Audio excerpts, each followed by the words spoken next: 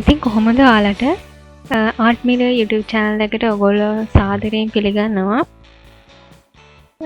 දිග්ගටම මේ වගේ චිත්‍ර වීඩියෝ බලන්න, නරඹන්න සහ දැනුම වැඩි කරගන්න ආර්ට් මිලර් YouTube channel එක subscribe කරලා තියාගන්න කියලා ඔයගොල්ලන්ට පුංචි මතක් කිරීමක් කරනවා.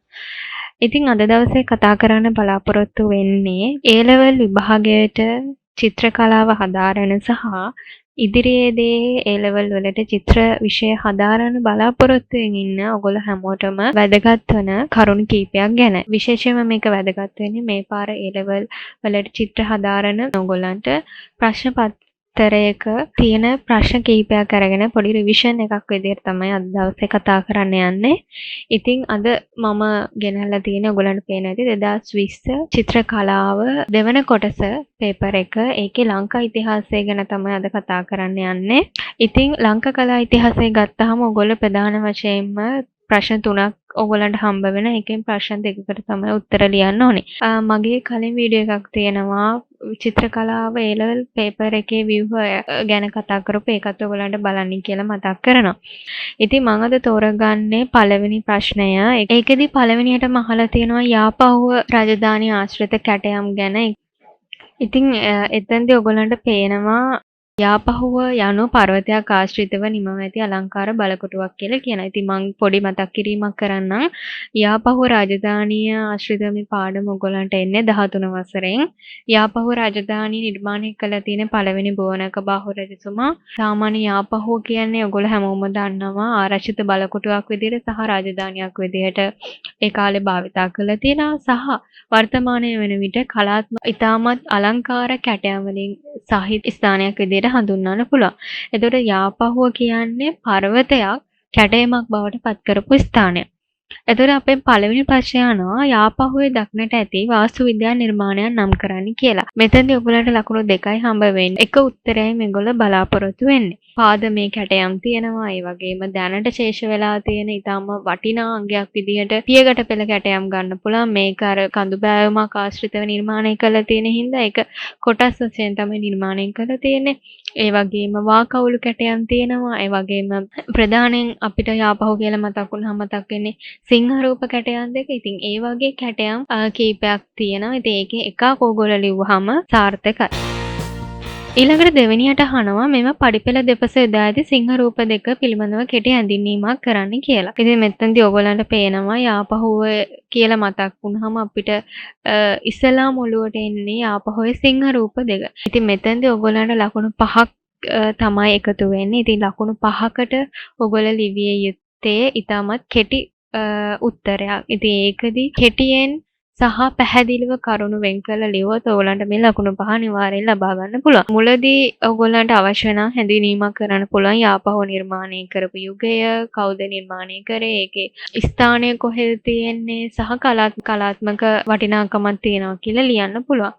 ඊට පස්සේ ලියන්න පුළුවන් යාපහුවේ ආශ්‍රිතව තියෙන මේ සිංහ රූප ගැන. එතකොට මේක විශේෂයෙන්ම සිංහ රූප ඔයගොල්ලන්ට පේනවා ස්වභාවිකත්වයට වඩා ශෛලීගත ස්වරූපයෙන් තමයි නිර්මාණය කරලා තියෙන්නේ. මොකද මේ ශෛලීගත කියන්නේ ශෛලීගතයි කියන්නේ ස්වභාවික ඒ සිංහාගේ තියෙන ලක්ෂණ ඒ විදිහටම නිර්මාණය කරන්නේ යම්කිසි කලාත්මක අගයක් තියෙන විදිහට ශෛලීගතව. සිංහාට ආවේනික ලක්ෂණ ඒ විදිහටම නිර්මාණය කරනවා. දත් විශාලව පෙන්නනවා, විවෘත ඇස් තියෙනවා.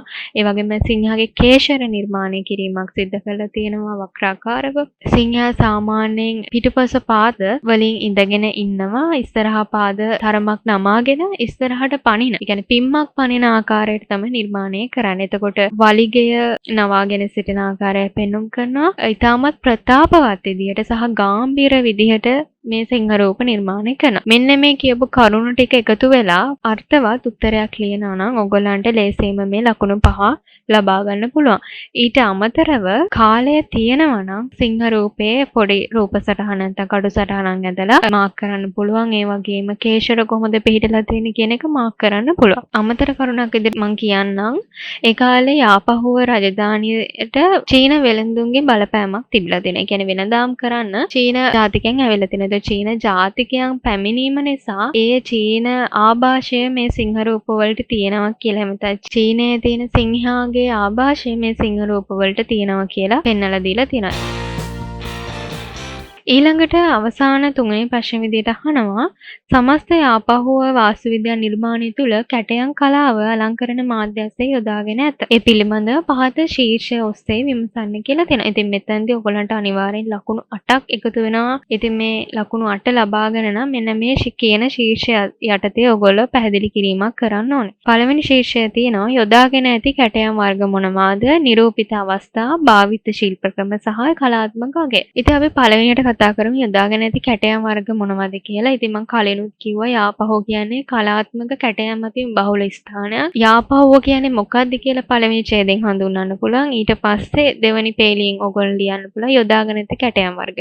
පඩිපෙළ කැටයම්, පාදමේ කැටයම් තියෙනවා. ඒ වගේම සිංහ රූප කැටයම් සහ වාකවුල් කැටයම් ඒ වගේ කැටයම් වර්ග නිර්මාණය කරලා තියෙනවා කියලා ඔයගොල්ලන්ට ලියන්න පුළුවන්. එතකොට මේ කැටයම් ගැන පොඩි හැඳින්වීමකුත් කරොත් ඔයගොල්ලෝ සාර්ථකයි කියලා හිතනවා. දැන් සිංහ රූප ගැන අපි කලින් කතා කරානේ. ඒ වගේ සිංහ රූප ගැන පොඩි හැඳින්වීමක් කරන්න පුළුවන්. ඊළඟට පොන්කලස සහිත කාන්තා රූප දක්නට ලැබෙනවා පාදමේ කැටයම් වල. එතකොට ඒවා ත්‍රිභංග ඉරියව්වෙන් තමයි නිරූපණය වෙන්නේ. ඒ පියගැට පෙළ ප්‍රවේශය දෙබස් තමයි මේක දක්වලා තියෙන්නේ. මෙම රූපවල මූලික ආකෘතිය කියන්නේ මුරගල් වල නාගරාජ රූපේ ඉරියව් වලට සමානයි කියලා තියෙනවා. කරාඹු භාවිතා කරලා කැටයම් කරලා තිනවා. ඒකෙන් විශාල කොණ්ඩයක් නිරූපණය කරන මේ කාන්තා රූපවල උළුහව් කැටයම් සහ වාකවුල් කැටයම් කියන එකත් ඔයගොල්ලන්ට විස්තර කරන්න පුළුවන්. ගල් උළුහව් නිර්මාණය කරලා තියෙනවා. ඒ කියන්නේ චතුරස්‍රාකාර ආකෘතියක් මූලික කරගෙන තමයි මේවා නිර්මාණය කරන්නේ. වාකවුල් සහ උළුහව්. ඒ කියන්නේ රාමු ලීස්තර මෝස්තර තියෙනවා. ඒ වගේම බොරදම් තීරු දක්නට ලැබෙනවා. කවුළු වලට ඉහළින් මුහුණ සහිත මකර තොරණක් නිර්මාණය කරනවා. ඉතින් ඒ වගේ ඒවා විස්තර කරන්න පුළුවන්. ඊට පස්සේ ඔයගොල්ලන්ට තවත් විස්තර කරන්න අවශ්‍ය නම් පියගැට පෙළ කැටයම විස්තර කරන්න පුළුවන්. ඒ කියන්නේ ස්වභාවික පිහිටීම මුල් කරගෙන නිර්මාණය කරනවා. ඒකේ පිහිටීමට අනුව පියගැට පෙළ කොටස් වශයෙන් වෙන් කරලා නිර්මාණය කරනවා. ඒ වගේ ඒවා ඔයගොල්ලන්ට මෙතනදී කැටයම්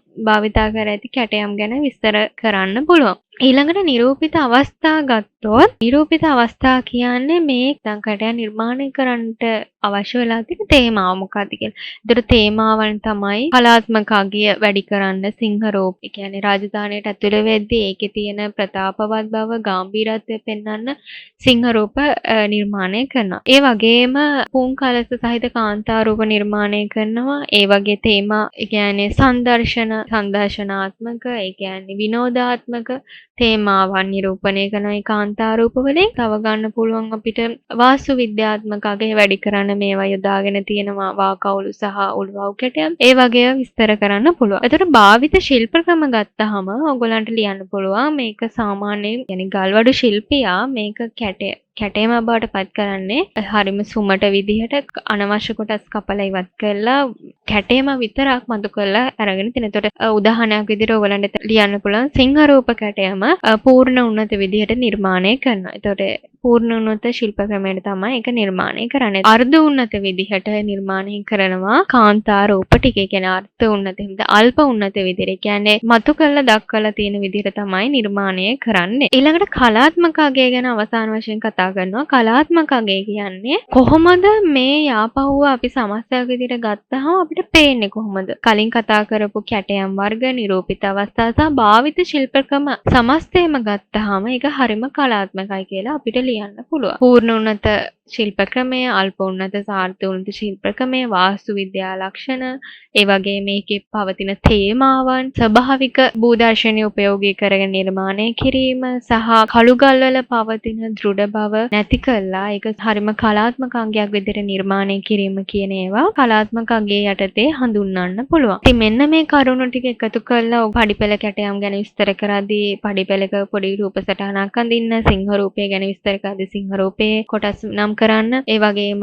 වාකවුළු ගැන විස්තර කරද්දී පොඩි වාකවුළුවක්, ඒ කියන්නේ රූප සටහනක් ඇඳලා මාක් කරලා තියෙනවා. ඔයගොල්ලන්ට අනිවාර්යෙන් එතන ලකුණු 8ක් හම්බ වෙනවා. ඉතින් මෙන්න මේ වගේ කරුණු ගලපලා සාර්ථකව ඔයගොල්ලන්ට මෙන්න මේ යාපහුව රාජධානිය ගැන කලාත්මක අගය ගැන කතා කරොත් ඔයගොල්ලන්ට අනිවාර්යෙන් එතනට ලකුණු 15ක් ලබා ගන්න පුළුවන්. ඉතින් ඔන්න ඔය විදිහට 2020 ප්‍රශ්න පත්‍රයේ චිත්‍රකලාවේ ශ්‍රී ලංකාව කියන කොටස යටතේ පළවෙනි ප්‍රශ්නය ඔය විදිහට මම සාකච්ඡා කරලා අවසන් කරනවා. අදට සමුගන්නම්. ඔයගලන්ට සුබ දවසක්.